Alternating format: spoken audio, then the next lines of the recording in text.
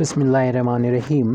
ये problem differential equation के simultaneous linear differential equations से है। Solve d x upon cos x plus y is equal to d y upon sine x plus y is equal to t z upon z. यहाँ पर देख रहे हैं कि D x के साथ एक्स और वाई है और डी वाई के साथ एक्स वाई है और जेड हमारा यहाँ पर डी जेड के साथ जेड ही है, यानी x के साथ में एक्स वाई दोनों है और डी वाई के साथ में भी एक्स वाई दोनों है। तो ऐसे में हमें इस तरीके से मल्टीप्लाई लेना होंगे ताकि ये z इंक्लूड ना हो, ये अलग ही रहे और ये दोनों जो है शामिल हो जाएं एक जैसे। तो इसके लिए हम लोग सबसे पहले जो मल्टीप्लाई ले रहे हैं, आप डिफरेंशियल इक्वेशन लिख लेंगे। उसके बाद अगली स्टेप में टेकिंग मल्टीप्लायर्स 1 1 इसको छोड़ना है तो उसको 0 ले लेंगे। तो ये सारा जो है यानी डी एक्स अपान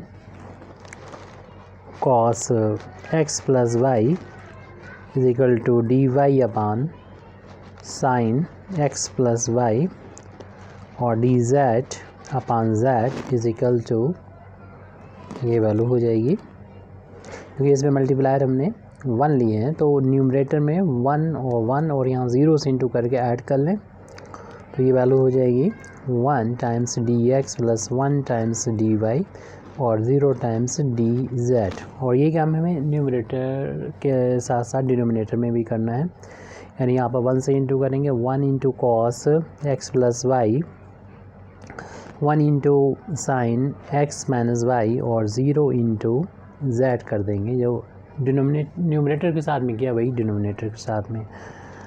तो हमें ऐसे जब सॉल्व करके लिखेंगे, हमको लिखना है तो सबसे पहले तो हम यहाँ पर इतना लिखने के साथ साथ एक और दूसरा मल्टीप्लायर भी साथ में लेंगे, क्योंकि इसको इसके साथ में नहीं सॉल्व किया जा सकता, इसको इसके साथ में नहीं सॉल्व किया जा सकता है, लेकिन x प्लस वाई है तो इसी जैसा और हमें लेना होगा। पहले तो हम इसको थोड़ा सा सॉल्व करके इसको लिख देते हैं, यानी इसे लिखा जा सकता है d x plus d y और ये 0 हो जाएगा और अपान में जो वैल्यू बची है कॉस एक्स प्लस वाई और plus sine x minus y. ये वैल्यू आप तीनों लिख दें या हम इस लास्ट वाले को लिख दे रहे हैं डी जेड अपान जेड, ये चारों वैल्यू बराबर हैं तो हमें इनसे मतलब है अभी फ़िलहाल तो इनका ही यूज़ करते हुए जो गिवन इक्वेशन होगा उसे इक्वेशन नंबर 1 डाल देंगे और ये वैल्यू अभी लास्ट में जो रिज़ल्ट आया उसे इक्वेशन नंबर हम लोग 2 डाल देंगे। अब हम दोबारा से मल्टीप्लायर ऐसे चुनेंगे ताकि इसका उसके साथ में जब हम कॉम्बिनेशन करेंगे, जोड़ेंगे उसके साथ में, तो हम आराम से इंटीग्रेट कर सकें। तो यहाँ पर ये लिखा हुआ है x प्लस वाई है तो x प्लस वाई था यहाँ पर ऊपर, तो x प्लस वाई होगा यहाँ पर, कोई भी चेंज नहीं, ये वही लिखना है। अब हम अगली स्टेप में जो मल्टीप्लायर ले रहे हैं उसको यहाँ पर लिखते हैं अगेन टेकिंग मल्टीप्लायर 1 माइनस 1 0। तो ये इन तीनों को शुरुआत वालों को तो एज इट लिख दीजिए जैसे ऊपर लिखा था, d x upon cos x plus y, d y upon sine x minus x plus y और डी जेड अपान जेड। अगले जो रेशियो का यूज़ करते हुए और इन मल्टीप्लायर का यूज़ करते हुए लिखेंगे, यानी हर एक में मल्टीप्लाई कर लें इनसे, और जो काम हमें न्यूमरेटर में कर रहे हैं वही काम डिनोमिनेटर में कर दें। तो ये जो वैल्यू आती है वो इन जो रेशियो दे रखा है, पहले प्रोपोर्शन दे रखे हैं, उनके इक्वल होगी। तो हर एक फ्रैक्शन के इक्वल होगी, तो हर एक फ्रैक्शन इसके इक्वल हो जाएगा। और हमने क्या किया है, जैसा न्यूमरेटर में किया है 1 से इंटू किया था न्यूमरेटर में, तो इसके डी एक्स के अपान में जो भी है उसमें 1 से इंटू करेंगे, कॉस एक्स प्लस वाई है। उसके बाद -1 से इंटू किया था इसमें, यानी साइन एक्स प्लस वाई में, तो उसको ले लें। और फिर हमने 0 से इंटू किया था इसमें, तो 0 इंटू जेड ले लें। तो इसे अगले स्टेप में सॉल्व करके लिखेंगे और इन दोनों को हम छोड़ देंगे कि इनका डायरेक्ट कोई यूज़ नहीं हो पाएगा। तो इसको हम लिख देते हैं अगले स्टेप में। तो ये वैल्यू हो जाएगी dz, इसलिए डायरेक्ट यूज़ नहीं हो पाएगा उनका कि वो मिक्स में है x y, तो सेपरेट नहीं हो रहे वेरिएबल। और उनके साथ साथ जो है वो वहाँ पर जो न्यूमरेटर में dx और dy है वो भी अलग अलग लिखा हुआ है। जैसे आगे क्लियर हो जाएगी बात यहाँ पर। तो dx और ये प्लस का जो साइन है वो इस वाले माइनस से माइनस हो जाएगा, यानी माइनस का हो जाएगा dy और ये तो 0 हो जाएगी, छोड़ दीजिए। अपान में है cos of x plus y minus sine x plus y और ये 0। इसे इक्वेशन नंबर 2 डाल देते हैं हम लोग। 2 हो चुके तो 3 डाल देते हैं। तो इस तरीके से हमने इक्वेशन नंबर 1 का यूज़ यहाँ पर किया था मल्टीप्लाई लेने के बाद फ्रॉम इक्वेशन नंबर 1। तो 1 से फिर हमने ये स्टेप लिखी थी लास्ट वाली। अब 1 से मतलब नहीं रह जाएगा, 2 और 3 को से हम कुछ लिख सकेंगे। फ्रॉम इक्वेशन 2 एंड 3 तो देख रहे हैं कि dz ओवर z की वैल्यू इसके इक्वल है। dz ओवर z की वैल्यू इक्वल है dx plus dy upon cos of x plus y plus sine of x plus y. और इसी dz ओवर z की वैल्यू जो है इक्वेशन नंबर 3 से इसके इक्वल है, तो इसके इक्वल रख देते हैं dx minus dy upon cos x plus y minus sine x plus y. अगर हम यहाँ पर इन दोनों को ले लेते हैं तो ये एग्जैक्ट बन के इंटीग्रेशन इसका हो जाएगा, ये सॉल्व हो जाएगा। तो हम लास्ट के 2 रेशियो को पहले ले लेते हैं। या तो फ्रॉम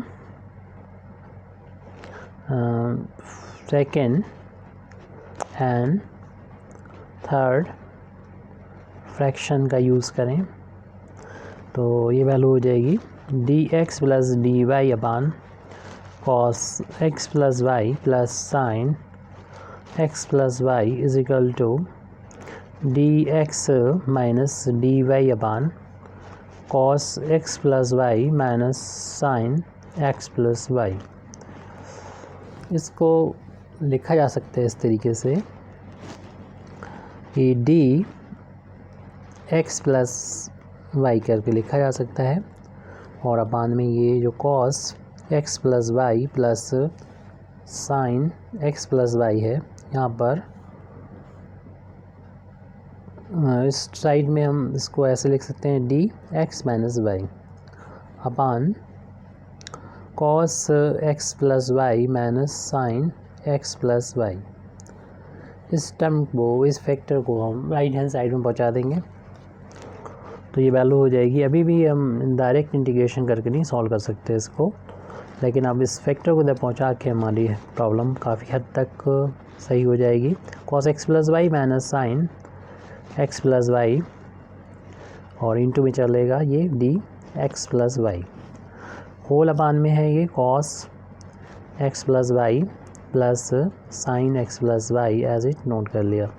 राइट हैंड साइड में सिर्फ बचा हुआ है डी एक्स माइनस वाई। अब यहाँ पर एग्जैक्ट बनता हुआ नज़र आ रहा है क्योंकि इसको अगर हम t मान लेंगे तो ऊपर हमारा ये dt मिल जाएगा, तो इसलिए हम इसको इंटीग्रेट कर देते हैं दोनों साइड। ऑन इंटीग्रेटिंग, किसी की रिस्पेक्ट में नहीं करना है आपको इंटीग्रेट क्योंकि रिस्पेक्ट तो यहाँ पर पहले से लगे हुए हैं। cos of x plus y minus sine of x plus y d x plus y के रिस्पेक्ट में इंटीग्रेट हो रहा है ये अपान में cos x plus y plus sine x plus y is equal to d x minus y. इसको थोड़ी देर के लिए हम यहाँ पर लेट कर लेते हैं x प्लस वाई को, एक नया वेरिएबल v को जब डिफ्रेंशिएट करेंगे तो हम लोग जानते हैं इसका डिफ्रेंशिएशन करने पर डी एक्स प्लस वाई ऐसे ही लिख देंगे और ये डी वी हो जाएगा, यानी डी एक्स प्लस वाई की जगह पर डी वी लिख देंगे और यहाँ पर जहाँ पर भी नज़र आएगा वहाँ पर हम वैल्यू पुट कर देंगे एक्स प्लस वाई की जगह पर वी। तो ये गिवन डिफरेंशियल इक्वेशन इस तरीके से कन्वर्ट हो जाएगा। Integration of cos b minus sine v d v upon cos b, x plus y की जगह पर हम वी पुट कर दे रहे हैं यहाँ पर, और राइट हैंड साइड में एज इट जो लिखा था वो लिख दीजिए डी एक्स माइनस वाई। अब यहाँ पर इसको अगर टी मानते हैं या कुछ और मानते हैं वेरिएबल यू मानते हैं तो डी यू हो जाएगा, क्योंकि यहाँ पर थोड़ी देर के लिए हम मान लेते हैं कि cos b plus sine v जो है वो टी मान सकते हैं। तो इसको डिफ्रेंशिएशन करेंगे, कॉस का डिफ्रेंशिएशन माइनस साइन हो जाएगा और साइन का डिफ्रेंशिएशन कॉस हो जाएगा और v का डिफ्रेंशिएशन डी वी हो जाएगा, t का डिफ्रेंशिएशन डी टी। ये सारी वैल्यू यहाँ पर मौजूद है। माइनस वैल्यू को पहले लिख दिए, प्लस वाली वैल्यू को कॉस b को हम पहले लिख देते हैं और माइनस को बाद में लिख देते हैं sine v d v. Right hand side में ये डी टी है। तो टोटल वैल्यू हमारे पास यहाँ पर मिल रही है, इसकी जगह पर डी टी पुट कर देंगे। तो इंटीग्रेशन का साइन लगाएंगे, डी टी वैल्यू पुट कर देंगे, अपान में ये वैल्यू टी मानी थी। राइट हैंड साइड में इंटीग्रेशन इधर भी नहीं गया था, दोनों साइड ये यहाँ लिखा था ऑन इंटीग्रेशन, तो लेफ्ट हैंड साइड में और राइट हैंड साइड दोनों साइड में इंटीग्रेशन अप्लाई कर देंगे। पीछे रह गया था और यहाँ पर भी रह गया था, ये गलतियाँ बहुत हो रही हैं अब। तो यहाँ पर जब इंटीग्रेशन का साइन अभी लगा रहने दीजिए, अगले स्टेप में साथ ही साथ इनको हटाएंगे। हम लोग जानते हैं 1/t का इंटीग्रेशन log t होता है और इसका इंटीग्रेशन करना तो ये हट जाएगा डी से, ओनली x माइनस वाई बचेगा। और कांस्टेंट भी हम लोग इसी तरीके से जोड़ें, जैसे log c1 जोड़ देते हैं। इस log c1 को इस लेफ्ट हैंड साइड में ले जाएंगे तो log t माइनस का log c1 is equal to बचा है x माइनस वाई। और log है तो दो बार, तो एक बार log लिखें, जो प्लस है उसे न्यूमरेटर में, जो माइनस है उसे डिनोमिनेटर में लिखें, और x माइनस वाई। यहाँ पर log का कोई बेस अगर नज़र ना आ रहा हो तो आपको मालूम है e होता है, और एंटी log लेने पर 10 log हट जाएगा और इस तरफ जो होगा वो जो बेस है हमारा e की पावर में ये पहुँच जाएगा एंटी log लेने के बाद।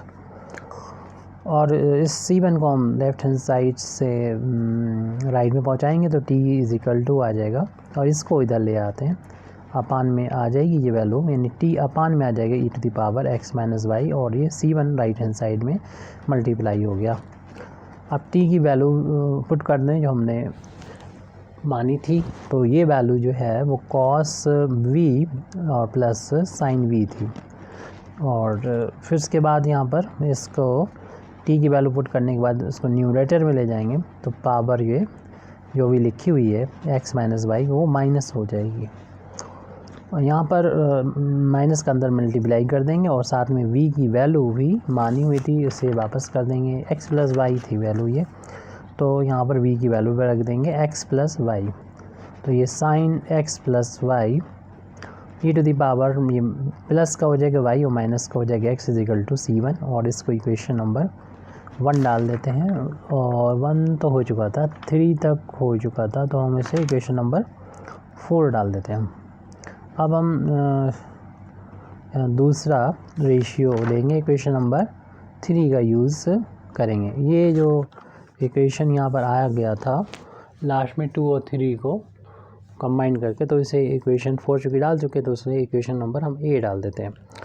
और फिर इसमें हम शुरू के ये दोनों का अगर यूज़ कर लेंगे तो हम आसानी से इसका भी इंटीग्रेशन कर सकते हैं, सॉल्व कर सकते हैं। तो from taking first and second fraction, taking from equation A, जिसे हमने लास्ट में इक्वेशन नंबर ए डाला था, वहाँ से आप फर्स्ट फ्रैक्शन को ले लें, ये लिखा हुआ है, और इसको ले लें सेकंड फ्रैक्शन को, तो हमें वैल्यू मिल जाएगी। इसको हम अगले पेज पर लिख रहे हैं d z upon z is equal to, इसे लिखना है d x plus d y upon cos x plus y plus cos sine x plus y.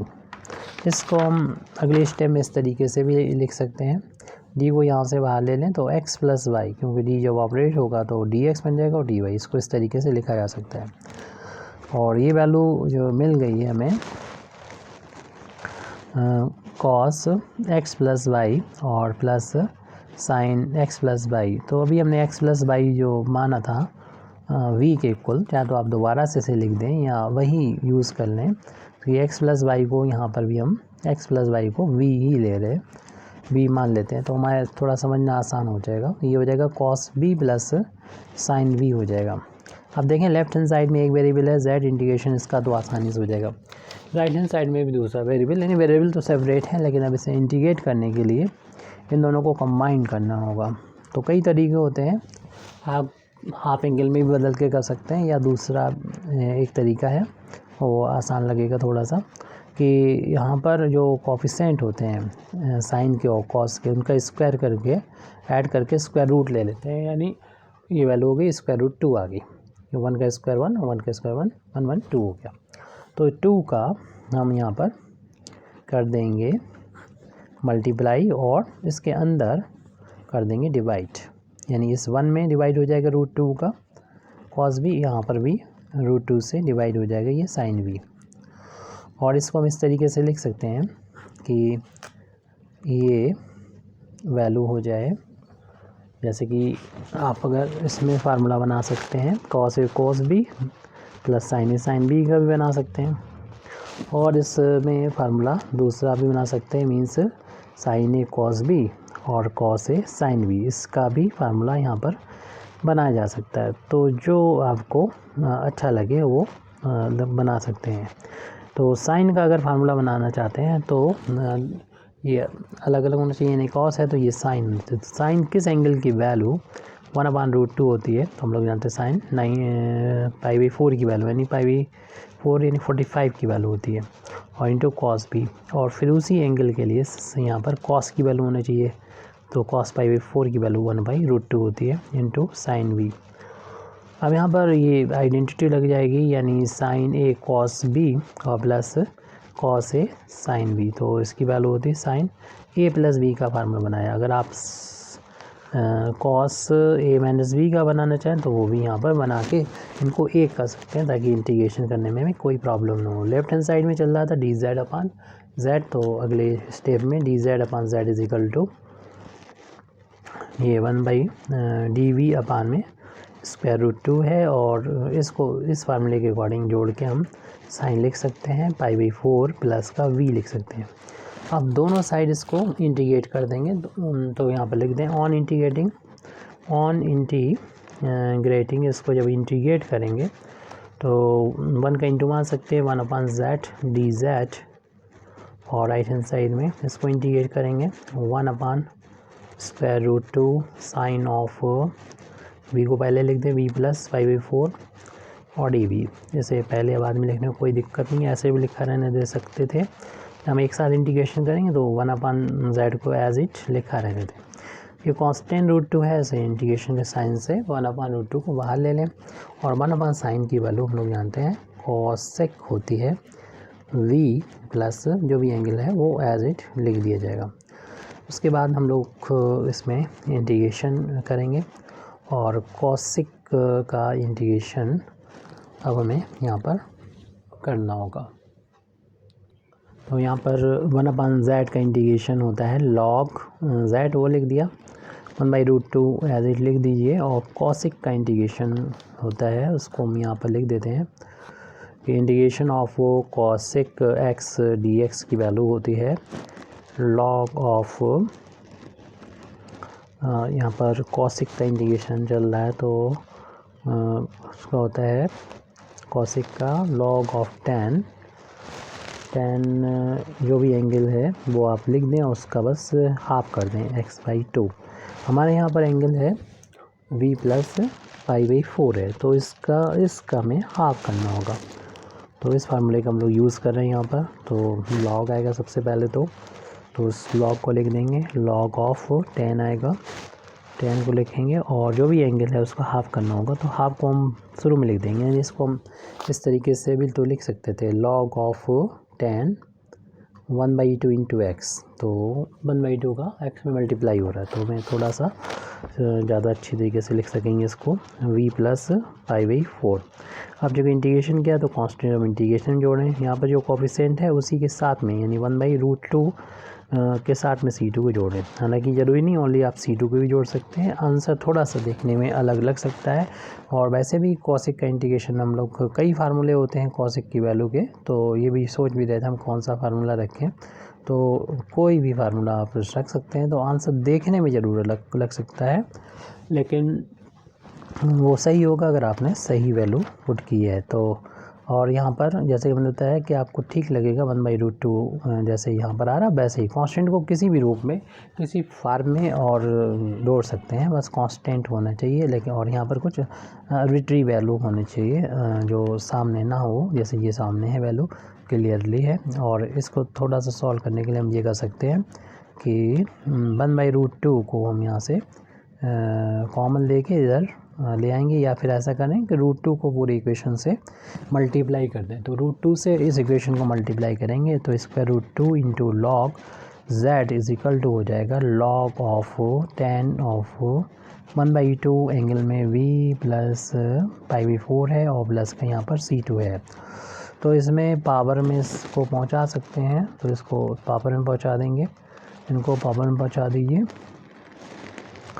और ये जो लॉग ये था, अगर ये दोनों लॉग हैं तो इसको भी हम कांस्टेंट को भी लॉग में जोड़ दें तो ज़्यादा अच्छा रहेगा, तो इसलिए हम इसको कर देते हैं log C2 कर देते हैं, इससे सभी लॉग में हो जाएंगे, यानी ये लॉग हो जाएगा C2 हो जाएगा। तो इससे क्या होगा कि ये दो लॉग हैं और बीच में प्लस का साइन है, तो एक बार लॉग लिखने की जरूरत पड़ेगी और इनका आपस में मल्टीप्लाई हो जाएगा। तो लेफ़्ट हैंड साइड में ये करें कि लॉग में जब इनटू होता है तो इसे हम पावर में पहुंचा सकते हैं, तो √2 z की पावर हो जाएगी। तो अगले स्टेप में अगले पेज पर हम इसे लिख देंगे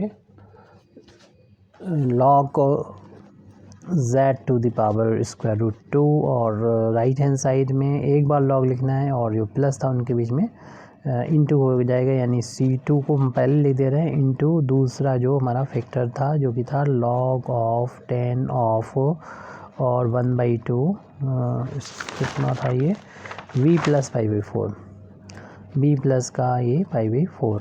अब यहाँ पर हमें log से log को ये फ़ायदा मिला कि log से log यहाँ से हट जाएगा, log से log हटेगा तो z की पावर √2 इज इक्वल टू हो जाएगा C2 इंटू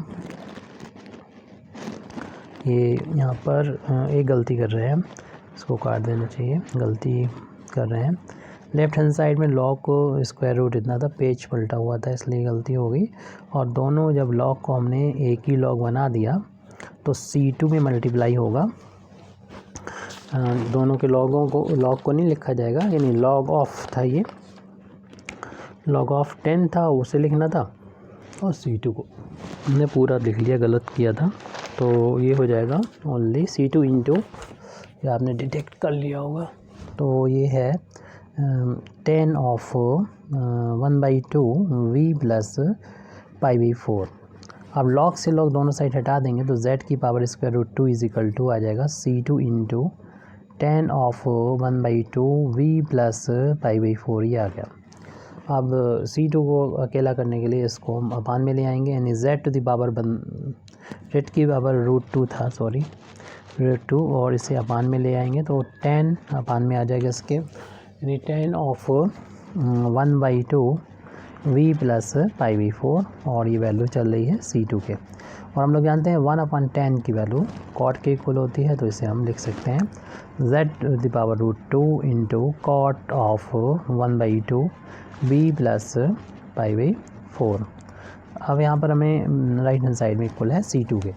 v की वैल्यू अपनी तरफ से मानी हुई है, इस वैल्यू को भी रख दें। v की वैल्यू हमने मानी थी x प्लस वाई को v माना था, तो v की वैल्यू वापस कर दें कॉट ऑफ 1/2 और v की जगह पर x प्लस वाई रख दें, प्लस में π/4 हो रहा राइट हैंड साइड C2। इसे इक्वेशन नंबर 1 डाला था, 4 डाला था C1 को, और C2 को इक्वेशन नंबर 5 इसको डाला था। अब इन दोनों को कंबाइन करके हम इसका रिज़ल्ट लिख सकते हैं, इसका आंसर लिख सकते हैं। तो कह सकते हैं कि जो इक्वेशन है इन दोनों को कंबाइन करके हम अपना रिज़ल्ट लिख सकते हैं। The required solution is given by equation जो हमने अभी निकाले थे 4 एंड इक्वेशन 5। इससे हम यहाँ पर आंसर इसका कंप्लीट दे सकते हैं। तो thank you very much Indeed for listening me व आखिर दावाना अल्हम्दुलिल्लाहि रब्बिल आलमीन।